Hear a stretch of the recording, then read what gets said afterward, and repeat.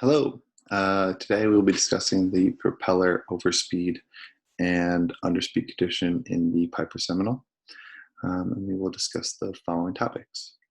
A brief overview of the propeller system, the overspeed condition, the underspeed condition, and then how to correct each condition as well. All right, so first things first, the Piper Seminole has a two-blade, constant speed, controllable pitch, and feathering Hartzell propellers. Now, in talking about the overspeed and underspeed condition, it's imperative to talk about the propeller control lever, the speeder spring, flyweights, and the pilot valve. There is more to the constant speed propeller that I believe another student will cover in their presentation. The propeller control lever is the blue lever. It's in about the middle of the photo. That allows the pilot to control the RPMs. If the pilot wants a higher RPM, the propeller control lever is pushed forward. If the pilot wants a lower RPM, the propeller control lever is moved backward or aft. Okay. Now, as we can see here in a normal operation, you see the speeder spring, the flyweights, and the pilot valve that I will talk about now. The speeder spring sits between the propeller control lever that I just mentioned and the flyweights. When the propeller control lever is pushed forward, the spring gets squeezed, its tension increases, it forces itself down on the flyweights, causing them to fall inward. When the propeller control lever is moved back, the opposite happens, releases the tension on the flyweights. Flyweights are these L-shaped flyweights which spin around in a circle, and they're connected to the engine through gears. They're also connected to the pilot valve, which they move up and down. When the engine speeds up, the weights spin faster and fly out due to centrifugal force, lifting the pilot valve up. When the engine slows down, the weights fall in from pressure from the speeder spring, lowering the pilot valve. Now you see the pilot valve. Pilot valve, which we mentioned, is connected to the flyweights, and it's moved up and down by the flyweights, allowing oil to flow into or out of the propeller hub as needed. That's pretty much all I'm going to touch on as far as the propeller system goes. Now, as you can see right now in normal operation, this pilot valve is in a neutral position. I mean, there's no oil going to or from the propeller hub. You'll be able to see that in the following slides. Also, you can see in normal operation that the flyweights are in a neutral position as well, and they are upright in that L position. So as we discuss the overspeed and underspeed condition, feel free to go back to this slide as a reference of what the normal operation would look like of the propeller system. Okay, so for the overspeed condition, and just one overall key to the Piper Seminole propeller system, is that the more oil pressure you have, the more RPM you have, the smaller angle of attack, the less drag. And then similarly, the less oil pressure, the less RPM, the higher angle of attack, and more drag. So it's helpful to remember in discussing the overspeed and underspeed conditions.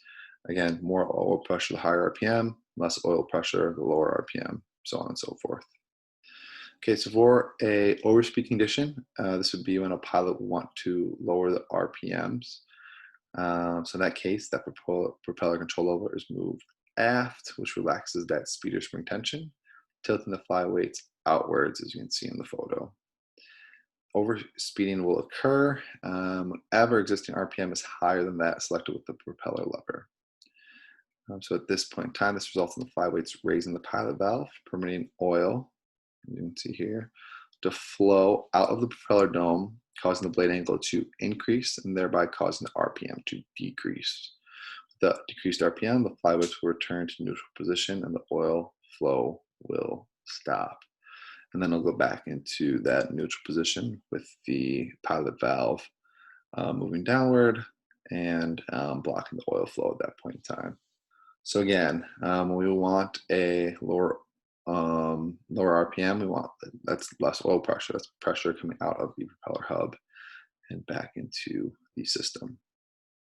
Okay. Now in a underspeed condition, so this would be when we have a when we want, I should say rather, a higher engine RPM, the propeller control lever will be pushed forward, and this will compress that speeder spring down, which in turn pushes down those flyweights, as you can see in the diagram here. So when those flyweights are tilted inward, the propeller, which has been turned at a lower RPM than is now desired, is in an underspeed condition. So again, those different conditions will take place when the engine, or rather the RPMs, are moving faster or slower than the desired speed. Okay, so now once again, we're in an underspeed condition. We want a higher engine RPM. So as those flyweights are tilted inward, they move the pilot valve down, which permits oil to flow under pressure to the propeller dome. The oil will push the piston down, which in turn decreases the blade angle. The lower blade angle allows the propeller to run faster under the given conditions, so RPMs increases. So once again, more oil pressure, higher RPMs, you're able to correct that underspeed condition at that point in time. Okay. Yep, and then once the desired speed is reached, that pilot valve and flyweights will go back into that neutral position. So we have that L-shaped, and then that piston blocking the oil flow into and or out of the propeller hub at that point in time. All right, so then finally, okay, how do we correct each condition? The good news about the overspeed and underspeed condition is they're usually resolved quickly enough where the pilot will not notice. We won't notice whenever there's underspeed or overspeed condition. However, of course, there are limitations to this, and there is a scenario documented in the POH for what to do if the propeller is in overspeed condition. And you can see listed right there, propeller overspeed is usually caused by a malfunction in the propeller governor, which allows the blades to rotate to a full low pitch. Okay. So in that case, you can reference the POH and the emergency procedures, and you can follow the steps to correct that overspeed condition at that point in time. All right. So finally, the works cited. And today we discussed the propeller overspeed and underspeed system, or underspeed conditions rather. We reviewed the following topics. We had a brief overview of the propeller system, especially the flyweights and the pilot valve and the speeder spring. We discussed the overspeed condition and the underspeed condition, and how to correct each of those conditions as well. Thank you for your time. Oh, quickly, for the works cited, my apologies. I was able to reference the POH and then the aircraft system book by Lombardo.